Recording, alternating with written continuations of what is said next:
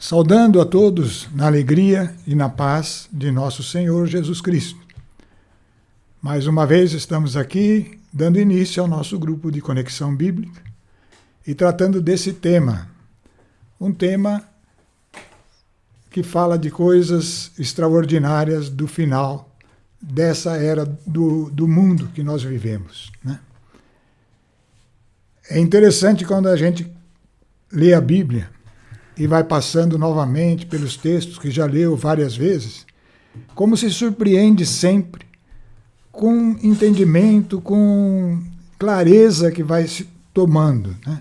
É por isso que eu insisto com aqueles que ouvem, né, o nosso grupo, que leiam a Bíblia várias vezes, muitas vezes. Cada vez a verdade vai se tornando mais nítida. A gente não pretende dizer que conhece a Bíblia em tudo. Isso seria chegar a Cristo. Ela é o próprio Cristo, né? Mas a gente vai insistindo, passando, e esse tema traz tanta coisa desse que agora estamos tratando, né? Assim como os outros também, mas esse especialmente, que a gente vê qual a importância de saber isso antecipadamente, porque as raízes dessas coisas que vão acontecer já estão entre nós. E sempre estiveram, né? A nossa vida nesse mundo é uma preparação para algo que vai se cumprir aí no final dos tempos, né? Algo que ganha uma dimensão assustadora até. No finzinho da nossa reflexão, a gente volta a falar sobre isso, né? Mas é algo grandioso mesmo, tá? Então, vamos aqui dando uma olhada naquela nossa tela inicial, só para nos localizar do assunto de hoje, né? A gente já vinha tratando da última semana de anos, que foi dada a Israel e ao mundo todo também, porque é o período onde se completa todo o propósito de Deus, né? É aqui nesta última semana de anos que se manifesta então a segunda vinda de Jesus, que vem para o seu corpo, para a igreja somente, né?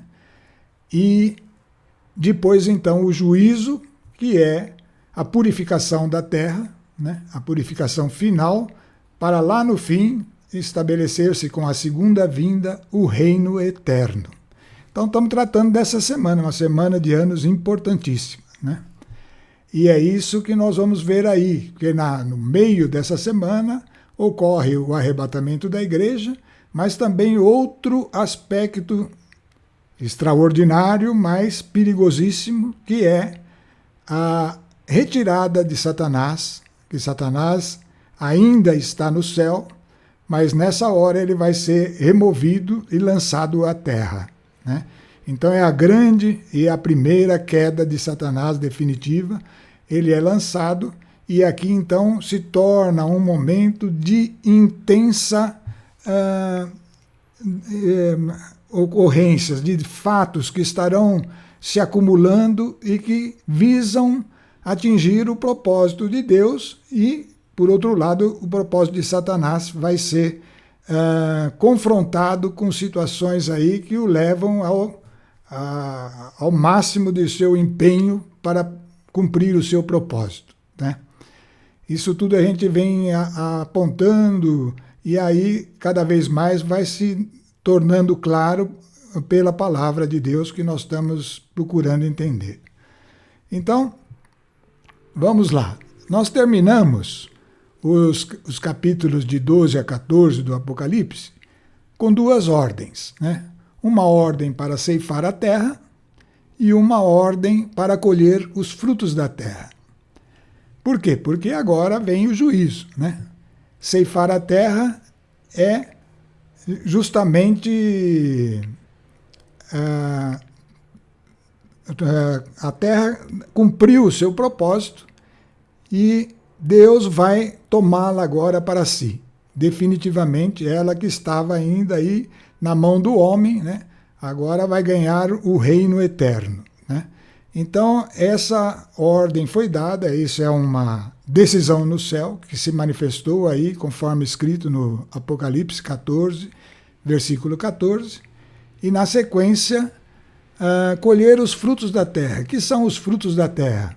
Então são tudo isso esse desenvolvimento da humanidade que aconteceu ao longo de todo esse período, em todo esse período em que vem se cumprindo o Evangelho de Deus e o desenvolvimento da humanidade em paralelo, né? Esses frutos, eles vêm com uma mistura daquilo que é de Deus, que é luz, com aquilo que é das trevas, que é a parte do inimigo, do maligno, né? Eles vêm misturados. E, portanto, a colheita do fruto e o pisar no lagar, como estava escrito no texto, como nós lemos, né? Pisar no lagar é aquele lugar onde se esmagam as uvas, né? As uvas representam os frutos, é para separar a borra do vinho, né? Então, esse sangue aqui, vamos ler aqui esse trechinho. Outro anjo saiu do templo do céu, tinha uma foice afiada, e outro anjo, aquele que tem o poder sobre o fogo, saiu do altar e bradou em alta voz àquele que tinha a foice afiada: lança a foice afiada e vindima os cachos de vinha da terra, porque maduras estão as suas uvas. O anjo lançou a foice e vindimou a vinha da terra e atirou os cachos no lagar da ira de Deus. É lá onde vai passar esse momento que nós vamos tratar daqui para frente, que é o momento do juízo, né? Então representa esse lugar onde são pisadas as uvas para separar a borra do vinho, né? Lagar foi pisado fora da cidade e do lagar saiu sangue que atingiu até o nível do freio dos cavalos pelo espaço de 1.600 estádios. A gente não sabe o que significa cada detalhinho desse, mas tem um sentido, né? O importante é que no todo a gente está vendo. Vai separar algo de que tem que ser lançado fora e algo que ainda possa aproveitar dos frutos deste mundo, né? Bom, vamos começar o assunto novo de hoje, né? O Apocalipse continua dando para nós uma visão por meio do apóstolo João, né? E cada visão dessa, cada orientação, afirmações que vieram para João ficaram registradas. E nós vamos tratando de cada uma agora com a ajuda do Espírito Santo. Antes de começar, agora vamos entrar no tema mesmo, vou fazer aqui uma breve oração, porque a gente está lidando com coisas que vão além da nossa capacidade, né? Estamos falando de coisas que estão por se cumprir, coisas maravilhosas, né? Que só se pode discernir pelo Espírito de Deus. E esse é o que eu vou fazer, eu vou pedir essa ajuda, né? Não só para eu que vou estar falando, mas para aqueles que ouvem também, né? A Bíblia deixa claro, quem tem ouvidos, ouça o que o Espírito diz. Então é importante que se fale pelo Espírito, e é importante que se tenha o ouvido para ouvir, né? É assim que deve ser conduzido o nosso tempo que vamos tratar agora do texto bíblico que é novo e que deve ser revelado, né? Colocando-nos na presença de Deus, em nome do Pai, do Filho e do Espírito Santo, eu peço ao Senhor que nos ajude, que tome, Senhor, cada um daqueles que ouvem e quem está falando junto, para sermos, Senhor, conduzidos pelo Teu Espírito, tanto para falar quanto para ouvir, e que seja somente o Seu Espírito, Senhor, que chegue aos ouvidos de quem ouve e que saia da boca de quem fala, porque é assim que é edificado o homem, nas coisas que vêm de Deus. Jesus Cristo deu toda a sua vida para nós, e nós queremos nos fartar desta vida, Senhor. Pedimos isto na graça, nessa graça maior, que foi a graça de Cristo Jesus por todos nós. Amém. Bom, vamos tratar aqui. Estamos aí, o tema é os vencedores e o cântico de libertação. Os vencedores é a nata, né? Aquela que está acontecendo ao longo da história da humanidade, né? Tanto na primeira aliança como na segunda aliança. É como que uma panela fervente E vão subindo aqueles que vão flutuar, que vão prevalecer, e vão descendo. É a separação aí, é parecida com aquela do lagar, né?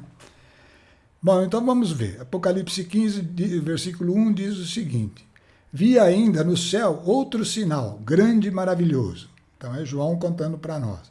7 anjos que tinham os 7 últimos flagelos, porque é por eles que se deve consumar a ira de Deus. Então a ira de Deus é uma ira de purificação e de justiça.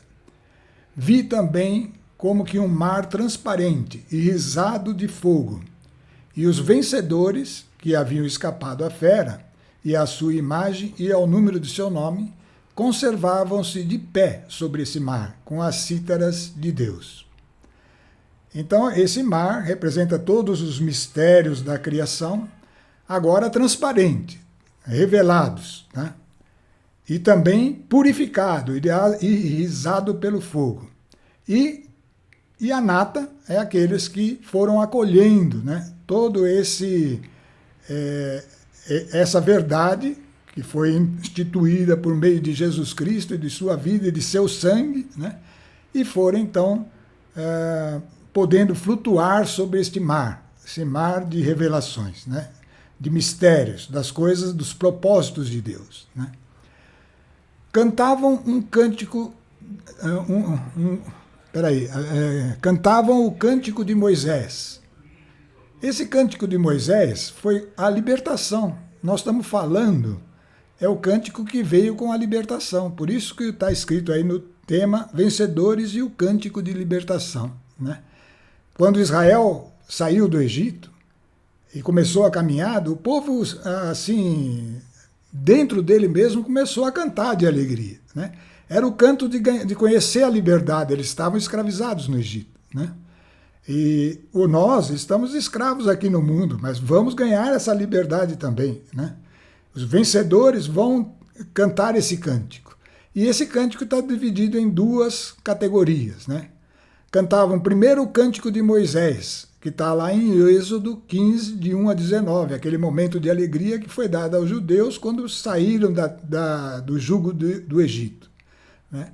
Esse cântico está lá. O servo de Deus, que era Moisés, e na sequência vem o cântico do Cordeiro. Esse é para os que foram se converter ao longo de toda essa história da humanidade, que é o período que está se encerrando nessa última semana, né? E esse cântico não tem um cântico escrito, está escrito aí na tela mesmo, dizendo: grandes e admiráveis são as tuas obras. É isso que eu falo, as obras de Deus, a verdade da palavra, cada vez que passamos por ela, elas se tornam maiores, mais profundas, né, mais atrativas, né? E a gente precisa desfrutar disso, né? Senhor Deus dominador, justos e verdadeiros os teus caminhos, olha a justiça e a verdade aqui, né? Ó Rei das nações, quem não temerá, Senhor, e quem não glorificará o seu nome? Só tu és santos, e todas as nações virão prostrar-se diante de ti, porque se tornou manifesta a retidão do seu juízo. Então, o juízo é algo assustador para a gente, mas ele é a perfeita justiça, a retidão plena, né? Aquilo que deve se cumprir para que seja bom. Porque Deus, quando criou, viu que tudo era bom e o final se consumará isso, tá? Então, vimos aí o cântico de libertação, é uma coisa mostrando o que está acontecendo nesse momento final, logo após o juízo. Então, nós vamos ver que, na sequência, o Apocalipse traz, no capítulo 15, de 5 a 8, o derramar das 7 taças. As taças representam, então, algo que é simétrico às trombetas, né? A trombeta está anunciando, as taças estão trazendo a consumação, né? Vai ser tomado esse vinho da consumação. Deus e o derramar das 7 taças da ira de Deus sobre a terra, então vai fazer essa purificação definitiva. Então vamos ver como é que é tratado isso no livro do Apocalipse. Capítulo 15, começando do versículo 5. Depois disso, eu vi abrir-se no céu o templo, que encerra o tabernáculo do testemunho. Então lá abriu o templo, um templo no céu, né? Onde se vê o tabernáculo do testemunho, aquele que Moisés levou para libertar o povo quando caminhou com o povo do Egito ao longo do deserto, né? E lá dentro estava a Arca da Aliança, que é o testemunho da aliança com Deus. Os 7 anjos que tinham as 7 últimos flagelos saíram do templo. Então eles saíram desse templo, que ele teve a visão, vestidos de linho puro, sempre mostrando a pureza, né? E resplandecente, e a luz, cingidos ao peito com cintos de ouro, que é as virtudes, os valores perfeitos, né? Um dos 4 animais, aqueles que estavam diante do trono, né? Nós já vimos isso no início do Apocalipse, na corte celeste, deu-lhes então 7 taças de ouro, cheias da ira de Deus. Então essas são as taças, que vive pelos séculos dos séculos. Encheu-se o templo de fumaça, provinda da glória de Deus e do seu poder. Essa fumaça, ela acontece, quem leu já a Bíblia toda, já passou várias vezes pelo Velho Testamento. Lá, quando o templo recebia a presença de Deus, uma fumaça envolvia o templo, né? Em vários lugares fala isso quando Deus está presente, né? Por que será? O que será significa isso, né? A gente vai procurando respostas, pessoal. Eu vou falando aqui, vocês vão julgando aí, né? A fumaça é como uma neblina que cercava por causa da luz de Deus. A luz de Deus, a Bíblia deixa claro, ela não pode ser encarada por qualquer coisa que não seja perfeita, né? Porque senão ela atinge aquela imperfeição e a destrói. Então Deus se manifesta por meio dessa fumaça antes de chegar na essência dele. Assim como o trono, né? O trono tem a base dele, aquelas pedras de fogo, ali é a plena justiça, né? Então, antes, adiante do trono, vai o arco-íris, né? Que é as promessas da aliança. Então é assim sempre, tem algo que antecede, que filtra aquele contato com Deus daquele que está se apresentando diante dele. Então encheu-se o templo de fumaça provinda da glória de Deus e do seu poder. E ninguém podia entrar enquanto não se consumassem os 7 flagelos dos 7 anjos. Vamos lá. Aí nós vamos ver os 7 flagelos, né? O derramar das 7 taças.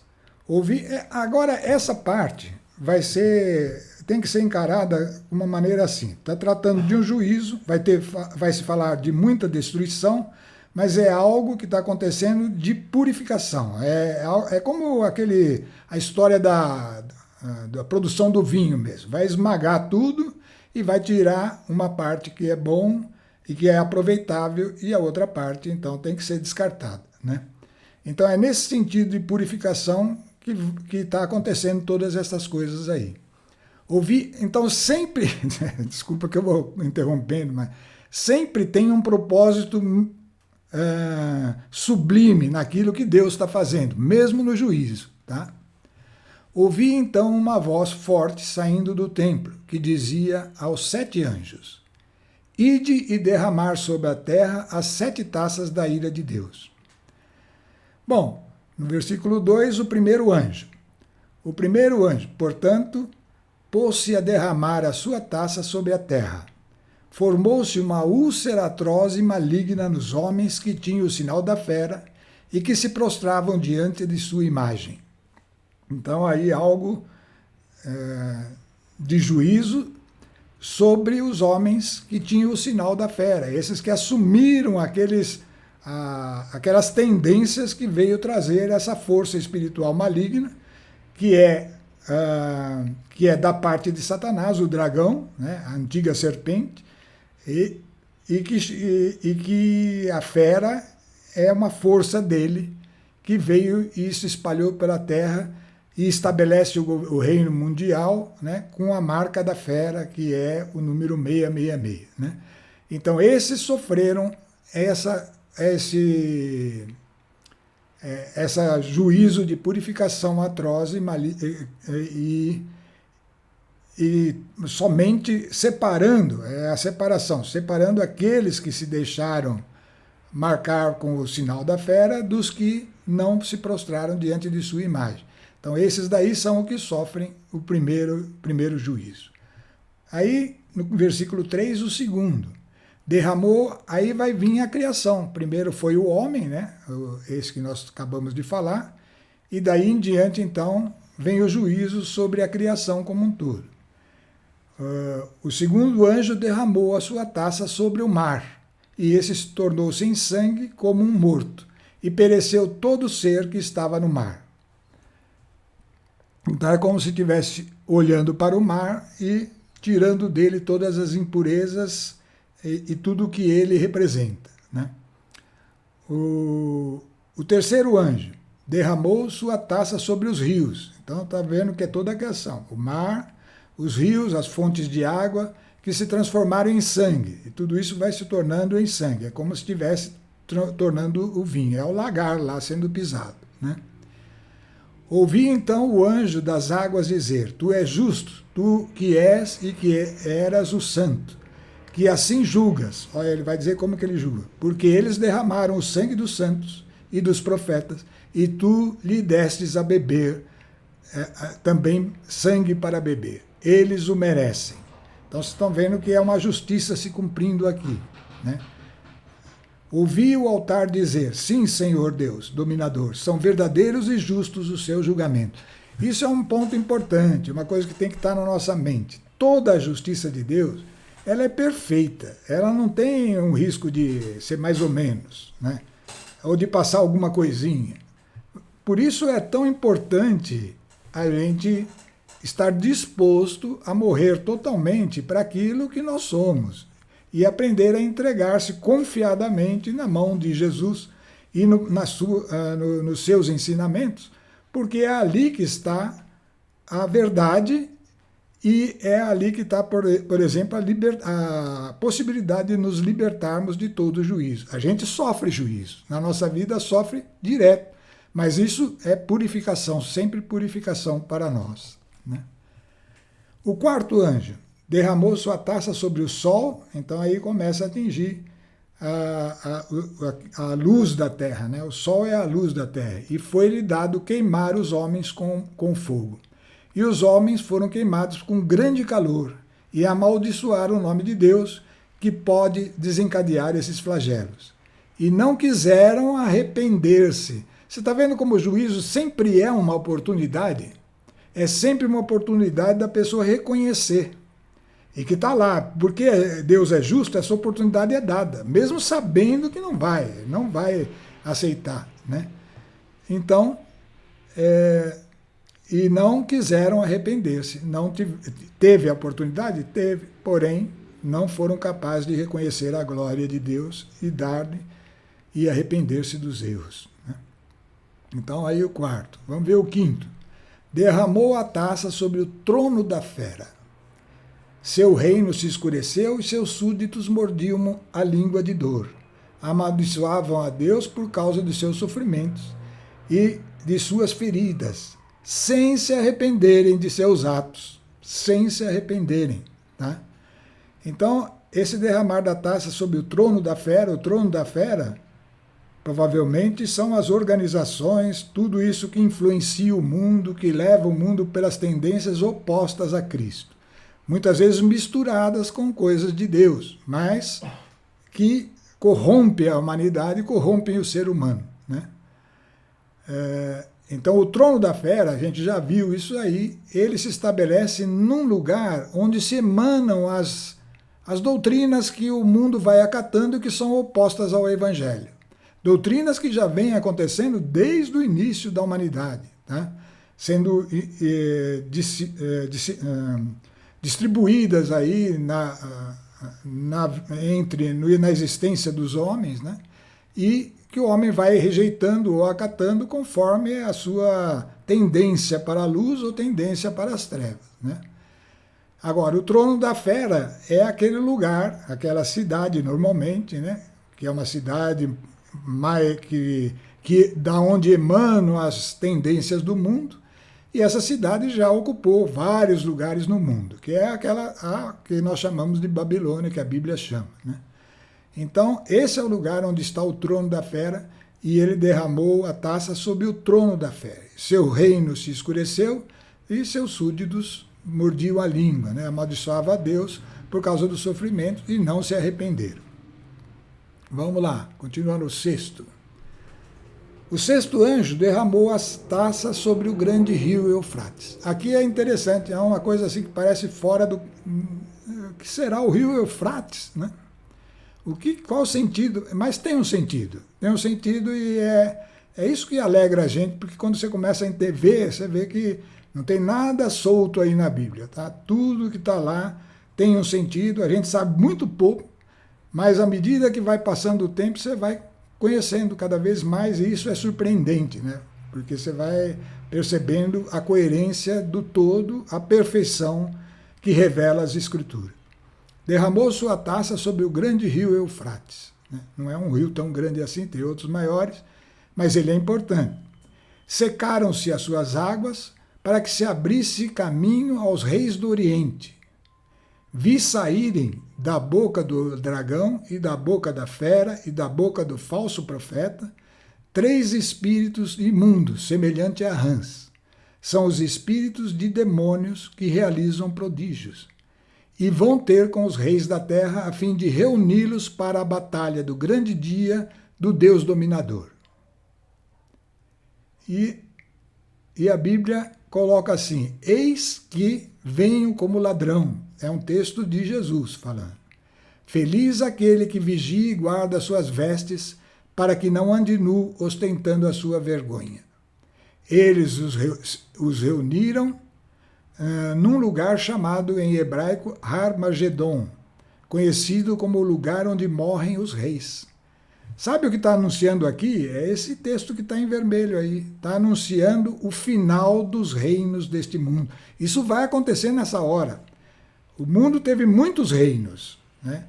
Reinos que chegaram a dominar praticamente o mundo inteiro, nunca conseguiram dominar o mundo completamente, né? Tentaram várias vezes, mas não conseguiram, mas sempre teve muitos reinos, né? Reinos é o lugar onde domina uma certa nacionalidade, uma certa raça e depois por aí afora, até agora com relação à cultura. Mas aqui, neste lugar que simbolizado pelo rio Eufrates, foi um lugar que na história de Israel morreram reis importantes. Morreram vários reis, desde Saul, Ocosias. Teve outros reis que foram levados até esse lugar em batalha e morreram. Ficou famoso esse lugar por esse nome, o lugar onde morrem os reis, né? E isso está indicando que ao liberar por meio do rio Eufrates, né, as águas, abrisse caminho aos reis do Oriente para sair e para a força de Satanás se dirigir na luta, é justamente anunciando o final dos reinos deste mundo. Aqui agora não é só aquele rei que vai morrer ali, temporário, um rei que viriam outros, mas não vai ter mais reinos do mundo, exceto o reino definitivo, onde quem vai estar reinando? O homem que gerou toda a humanidade que vai ser salva e que é filho de Deus, que é Jesus Cristo. Jesus feito homem, esse é o último reino, e portanto os reinos deste mundo que eram conduzidos por seres humanos, né, sob influência ou não de forças de Satanás, mas esses não tem mais, acaba aqui, né? Vamos lá, o sétimo. Derramou sua taça pelos ares e saiu do templo uma grande voz do trono que dizia: está pronto. Então aqui se consuma o juízo totalmente, né? Fica completamente realizado. Houve então relâmpagos, vozes e trovões, assim como um terremoto tão grande que jamais houve desde que há homens na terra. A grande cidade foi dividida em 3 partes, normalmente é aquela que emana as doutrinas, né? E as cidades das nações caíram. Deus lembrou-se da grande Babilônia, essa é a grande cidade, para lhe dar a beber o cálice do vinho de sua ira ardente. Todas as ilhas fugiram, e montanha alguma foi encontrada, grandes pedras de gelo que não podiam pesar que podiam pesar um talento, caíram do céu sobre os homens. Os homens amaldiçoaram a Deus por causa do flagelo da Saraiva, pois este foi terrível. Então aqui se completou, né? O 7º derramou sobre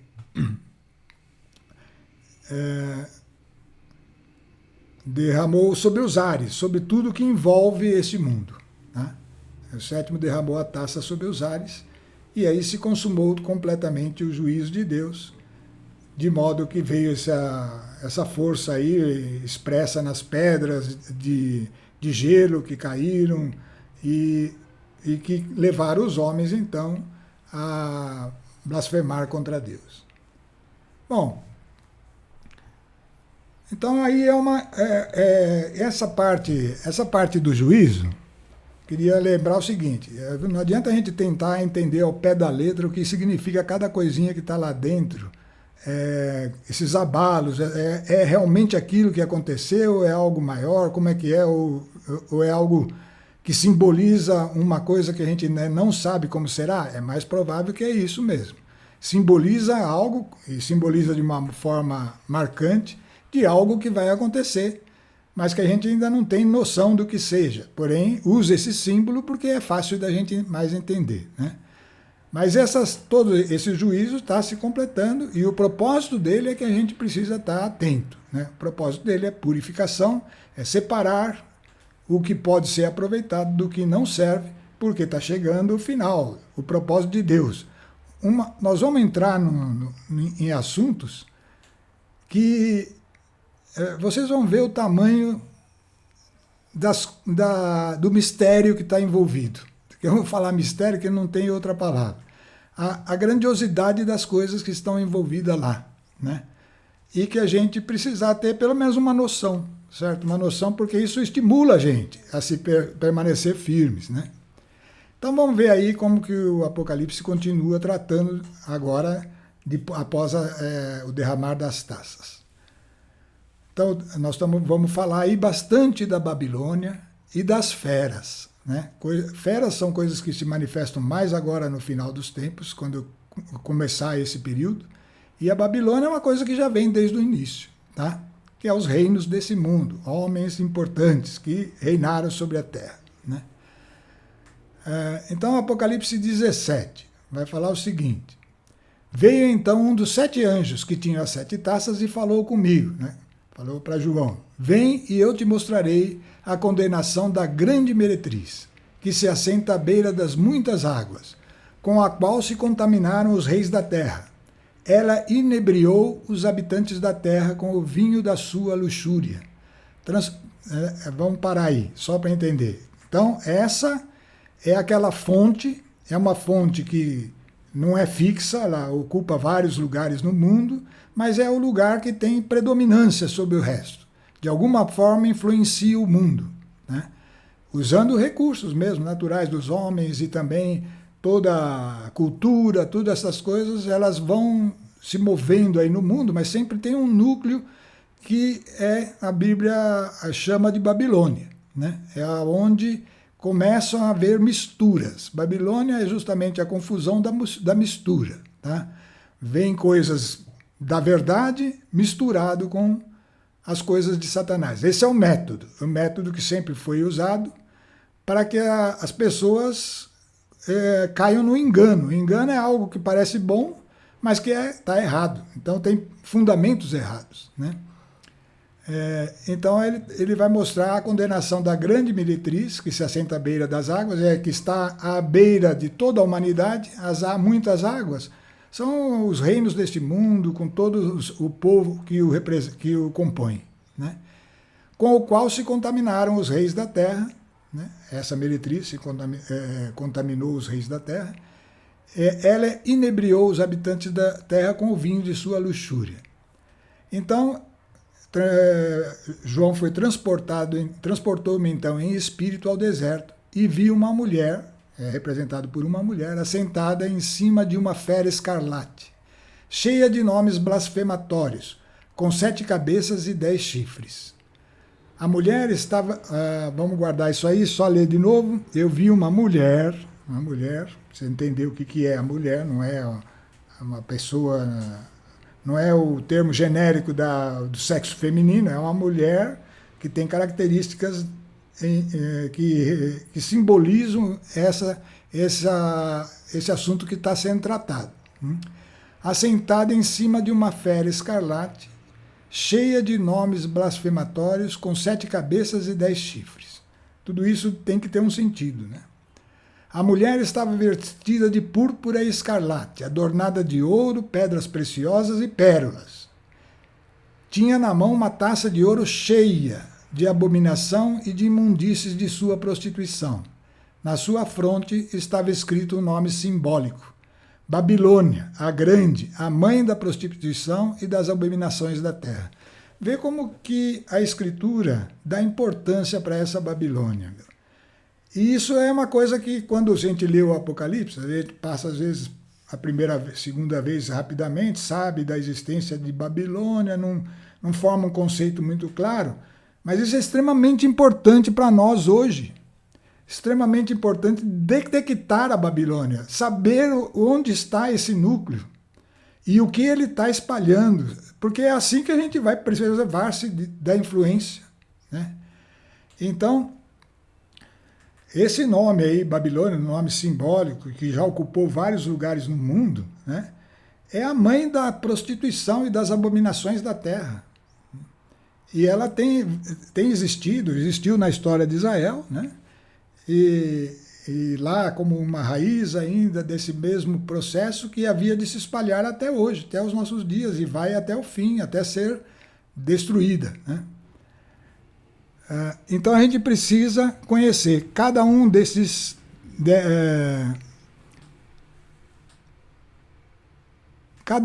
detalhes aqui da grande meretriz que está no texto, né? E que continua aqui ainda. E ele chama atenção para esses detalhes. Aqui se requer uma inteligência penetrante. Nós precisamos daquela ajuda, da presença do Espírito de Deus em nós. As 7 cabeças são 7 montanhas sobre as quais se assenta a mulher. Aí é uma referência que dá uma pista. Vamos explorá-la.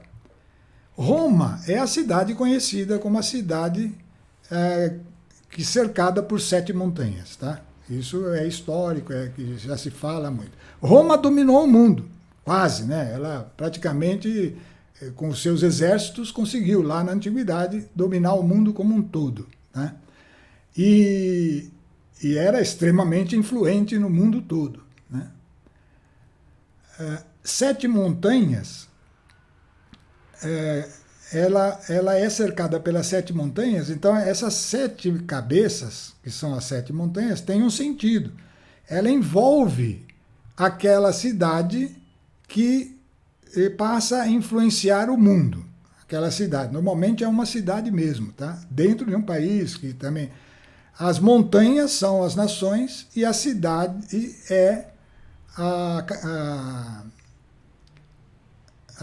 as montanhas são as cabeças, são as montanhas, são as nações, e a cidade é esse núcleo, o núcleo de influência, né? São também 7 reis, 5 já caíram, um subsiste e o outro ainda não veio, e quando vier deve permanecer pouco tempo.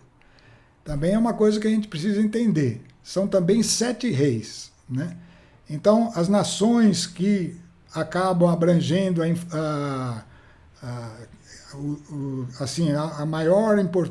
ganhando maior importância no mundo, essas 7 nações, elas estão vinculadas a essa cidade, elas acabam sendo influenciadas por essa cidade, né? E é dela que vem a ideia de um reino mundial, né? É sempre o propósito das grandes cidades reinar sobre o mundo, por isso que ela influencia, por isso que ela procura passar tendências, né? E esse reino mundial é um desejo antigo, já houve guerra mundial por causa disso, a Roma quase dominou o mundo, todos os grandes reinos procuram fazer isso, né? E é um propósito de Satanás, ele é o príncipe desse mundo, ele quer pôr o trono dele no lugar que domina o mundo, né? E por isso que diz que a Babilônia é o lugar onde Satanás aqui no mundo coloca o seu trono. Embora ele não esteja aqui ainda, ele vai ser lançado ao mundo definitivamente, ele age no mundo e tem uma base aqui que é na Babilônia. E a gente precisa discernir essa Babilônia, né? Então, são também 7 reis, aí são homens mesmo, né? Que se predominaram conduzindo nações, né? Que vão entrando e saindo, né? 5 já caíram, um subsiste, um que estaria na época da Babilônia final existindo, e outro que ainda não veio, e quando vier deve permanecer pouco tempo. A gente tem que entender isso, tem a ver com os reis que predominam no mundo. Reis mesmo, reis entre aspas, porque não precisa ser um reino, mas alguém que influencia o mundo, né? Quanto a fera que era e já não é, ela mesma é um 8º rei. É interessante, essa frase é bem complexa, por isso que eu digo por isso que foi dito aí uma inteligência penetrante. Vamos ver o que a gente consegue extrair daí, né? Ela mesma é um 8º rei, todavia é um dos 7. Então, uma frase para enigma mesmo, né? Ela é um dos 7 e é um 8º rei. É um dos 7 e caminha para a perdição. Os 10 chifres que viste são 10 reis que ainda não receberam o reino. Então, são 10 reis diferentes daqueles 7 reis, tá? Que representam 7 nações específicas. Aqui são 10 reis que ainda não receberam o reino, mas receberão por um momento poder real com a fera. Então, esses 10 chifres são autoridades que vão receber, que ainda não reinam no mundo, eles não estão por aí ainda, mas receberão por um momento quando a fera se estabelecer aqui nesse mundo. Ela vem logo após esse período aí da ascensão de Jesus, então a fera vem para a terra. Eles têm o mesmo pensamento, transmitir à fera a sua força e o seu poder. Então todos esses reis que vão se manifestar. Combaterão contra o Cordeiro, mas o Cordeiro os vencerá, porque é Senhor dos senhores e Rei dos reis. Aqueles que estão com ele são os chamados escolhidos e fiéis, né?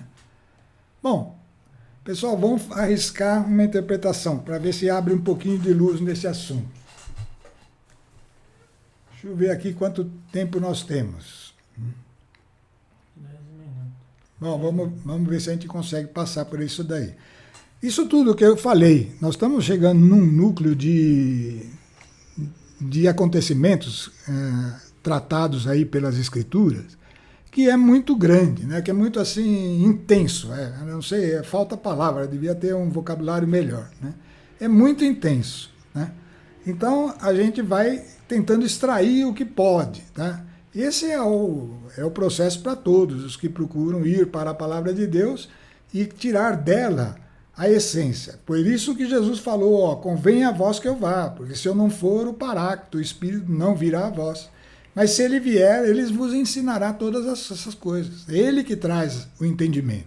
E a gente, quando expõe o entendimento que veio para nós por meio do Espírito, mas às vezes ele não é completo, ele não está na lucidez total. Essa lucidez, ela é crescente, ela cresce.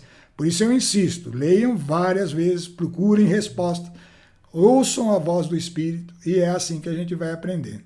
Então vamos tentar uma interpretação aí. Algumas é fácil de a gente confirmar, outras muito mais difíceis, né? A mulher, aquilo lá que apareceu, aquela visão. Uma cidade onde se estabelecerá a organização que pretende governar o mundo, a futura Babilônia. Ela já aconteceu, de modo figurado, muitas vezes no mundo, mas agora vai ter uma Babilônia mesmo, aquela que vai ser a definitiva, aquela onde O trono de Satanás vem efetivamente estabelecer-se, porque ele vai ser expulso do céu, né? Então essa é a cidade. As 7 cabeças, que a contornam, né? Aquele exemplo de Roma, serve para nós termos essa visão. Roma era uma cidade onde estava o centro do império, e as montanhas que estão em volta representam outros impérios que ficaram sob o domínio ou a influência dela. 7 cabeças, os impérios que se destacaram ao longo da história, acolhendo tendências induzidas por Satanás e que exercem influência. Poderíamos apontar na atualidade, se fosse hoje, esse exemplo que eu achei que foi interessante, porque se fosse hoje, quais seriam as 7 montanhas, ou seja, os 7 países, que se alguém pudesse influenciá-los diretamente e colocar-se em posição de autoridade sobre ele, governaria o mundo inteiro sem problemas. Tem 7 países hoje, fácil de ver, né? Por exemplo, vamos começar aqui, na América, né? Pegando os continentes. Na América, o país de maior influência, que já influenciou o mundo inteiro, é os Estados Unidos. Esse é o país. Tá? Na Europa, já foi e é ainda a Inglaterra, a França, a Itália e a Alemanha. Os outros países são países desenvolvidos, países com muita ciência, com muita coisa, mas onde está, de onde se emanam as tendências, as coisas, é da Inglaterra, França, Itália e Alemanha. A Itália teve o seu apogeu, já não está tão lá, mas ela ainda é dos países da Europa, os mais influentes são esses 4. Né? E na Ásia, eu coloquei a Rússia na Ásia para poder separar aí nos 3 continentes. Né? Então a Rússia, a Ásia vai ter a Rússia e a China. Então, se você contar aí, são os 7 países que, se alguém tivesse condição de ter o apoio desses 7 países, dominaria o mundo com certeza na nossa época. Tá? Então, isso eu não sei como é que vai ser no momento do Apocalipse aí, que eu acho que está próximo. Mas pode ser que tenha alterações aí. Então, esses seriam as 7 montanhas. 7 montanhas do mundo hoje são Estados Unidos, Inglaterra, França, Itália, Alemanha, Rússia e China. Qual que vai prevalecer? Como que vai ser o relacionamento entre elas? Quem vai conseguir unir esses ou criar um conflito? Nós não sabemos. Porém, as 7 bases que dominam o mundo são essas. Acho que isso não dá para negar. Né? 7 reis. Então, conforme o anjo falou, 7 reis são homens. Homens podemos definir como governantes ou autoridades que ganharam prestígios, reis mesmo, né, deste mundo, tornando-se protagonistas das tendências enganadoras de Satanás, contribuindo para o estabelecimento das 7 montanhas. Então, são homens importantes dessas nações que existiram, né, e que levaram elas a, de alguma forma, fazerem coisas boas, mas também misturado com muita coisa que é contrária à doutrina de Cristo. Né? E então, esses 7 reis são pessoas da história. Tá? Alguns podem estar ainda agindo, outros já passaram. Né? É isso que nós vamos ver na sequência aqui.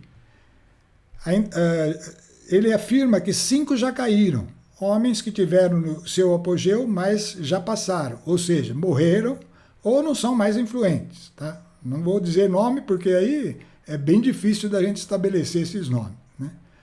Um subsiste, seria a autoridade rei que protagoniza as tendências do mundo na ocasião. Hoje está até difícil, né? A gente poderia, quando os Estados Unidos era logo após a Segunda Guerra, que ele estava à frente de tudo mesmo, então aqueles presidentes lá, o presidente que se destacasse mais dos Estados Unidos seria esse que estaria subsistindo naquela época. Quem será agora? Será que é o presidente dos Estados Unidos ou é um outro aí, em alguma daquelas outras 6 nações do mundo? Eu não vou me preocupar em definir isso aí. mas é a autoridade de rei que protagoniza as tendências do mundo na ocasião. Hoje deve ter um que está aí por cima, né? Mas às vezes está muito equilibrado com outros países. Outro ainda não veio, e quando vier permanecerá pouco tempo. Esse sim a gente sabe quem é, está aí na tela. É o anticristo. Esse vai dominar o mundo, pessoal. Esse vai realmente ser o rei que vai dominar essas nações principais da época e, portanto, vai ter autoridade sobre o mundo inteirinho, as outras nações que são menos influentes, né? Então, esse é o, ainda que não veio, mas quando vier vai ficar por pouco tempo, é aquela última semana praticamente, que o anticristo vai reinar sobre o mundo, né? Vai assumir essa posição reinando sobre o mundo, mas por pouco tempo. Está aí determinado. Acho que é bem fácil de concluir esse aí. Contra a fera que era e já não é, ela mesma é um oitavo rei. Isso é um ponto delicado. Todavia é um dos 7 e caminha para a perdição. Aqui eu vou falar uma coisa que é uma proposta, certo? Para vocês julgarem, analisarem. Está envolvido com os sinais e prodígios que o anticristo vai fazer para ganhar a confiança do mundo. Está envolvido com o poder sobrenatural que ele vai ter com base no Satanás, que desceu do céu, com base na fera, que é essa força espiritual que move nações, né? Então, esse homem influente na história da humanidade, já falecido, e que na ocasião do anticristo, como sinal do poder dele, ele e o poder da fera faz esse homem subir do abismo, né? Ou seja, o abismo representa a morte física, o lugar onde fica o espírito dos homens, né? Ele estaria já aguardando o juízo, né? Mas essa fera que sobe do abismo, que são espíritos, vai passar por um processo de reencarnação. Então esse homem vai passar por e o mundo vai admirar-se. É como se alguém que existiu não existe, está na morte. A morte é uma dormência que até o dia do juízo, porém esse homem é chamado da morte. Isso pelo poder da fera, hein? Poder da fera e do anticristo que vai estar atuando por ela. Isso é um rei que já foi e vai voltar a ser. E o mundo inteiro vai ficar extremamente admirado disso. Se fosse para a gente criar vamos fazer uma ficção aqui. Quem foi o cara que tentou dominar o mundo mesmo, assim, claramente, abertamente, e começou a fazer até que o mundo reagiu e destruiu ele? Foi Hitler, né? Olha qual era a doutrina do Hitler. A doutrina do homem perfeito, a raça ariana, a raça pura. Tem uma doutrina paralela a essa, que não é essa, porque essa está morta, essa não sobrevive mais, né? Essa já foi, mas tem uma paralela a essa que é similar, e que esse homem poderia até representar essa, que é a doutrina do ser humano como o máximo, o ser humano prevalecendo sobre tudo. Ele é capaz de prolongar a vida, de trazer, de criar as coisas e de tornar-se pleno de sabedoria. Essa filosofia, a cada vez mais, está na mente dos homens, a ponto deles já não acreditarem mais que exista coisas de Deus. É uma fábula isso aí. É o homem pelo homem e para o homem, né? Então isso daqui poderia ser Hitler seria o exemplo do homem que quis dominar o mundo e que queria estabelecer uma raça pura, e portanto ele poderia ser aqui um sinal do anticristo que vai dominar o mundo e vai mostrar que é o homem que pode fazer todas as coisas, porque o anticristo vai ser um homem com o espírito um homem que vem da parte de Satanás, né? É a mesma coisa que Jesus, que veio da parte de Deus, nascendo na terra. O anticristo vai ser homem também, nascido da parte de Satanás. Então, guarda isso, que isso aqui é uma coisa complicada, mas ela dá um entendimento sobre aquela frase tão estranha, né? o que era, mas que não é mais, a fera que já era e não é mais, e ao mesmo tempo vai ser um rei ainda, vai aparecer. E o mundo vai se admirar, uma coisa extraordinária. Né? Então é isso aí. Os 10 chifres que viste são 10 reis, que ainda não receberam o reino. Então agora aqueles 10 chifres lá que nós falamos que são homens, mas que receberão por um momento o poder real com a fera. Então esses 10 reis, na verdade, é uma organização, que eu falei que pode ser uma coisa igual à ONU, assim, só que com muito mais poder agora. Estará ali, e esses então são pegos pessoas aqui do mundo mesmo para agir sob o poder da fera. Né?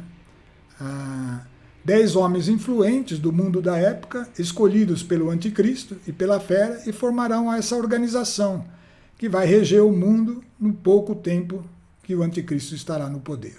Né? Bom, passamos por todos esses pontos e nós vamos parar por aqui. Né?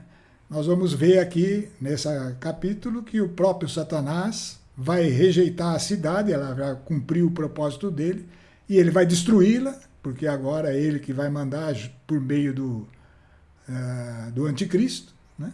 E por meio de todas as forças espirituais que estarão atuando por ele, e, portanto, ele vai destruir a Babilônia.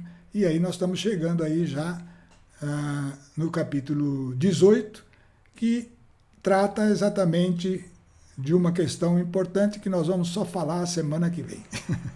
Bom,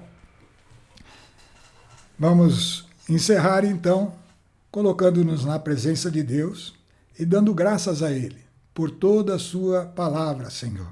Sempre não canso de agradecer a Deus pela sua palavra, que é Jesus Cristo.